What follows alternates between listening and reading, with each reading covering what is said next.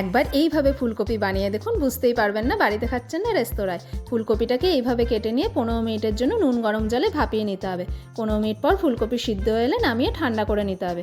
অন্যদিকে ম্যারিনেশনের জন্য নিয়ে নিচ্ছি পেঁয়াজ বাটা, রসুন বাটা, আদা লঙ্কা বাটা, টমেটো বাটা দিয়ে ভালোভাবে মিক্স করে দিয়ে দিয়েছি ধনে জিরে বাটা, চারমগজ বাটা, টক দই, ধনেপাতা কুচি দিয়ে আবারও ভালো করে মিশিয়ে নিয়ে নিয়েছি হলুদ গুঁড়ো, লাল লঙ্কার গুঁড়ো, কাশ্মীরি লঙ্কার গুঁড়ো, গোলমরিচের গুঁড়ো, গরম মশলার গুঁড়ো, নুন ও চিনি দিয়ে আবারও ভালো করে মিশিয়ে ছড়িয়ে দিয়েছি কাসুরি মেথি ও সাদা তেল।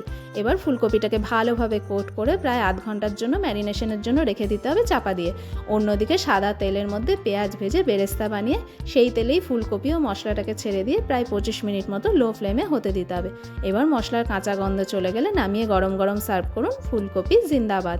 ভাত, রুটি, পরোটা, পোলাও সবেতেই জমে যাবে এই ফুলকপি জিন্দাবাদ।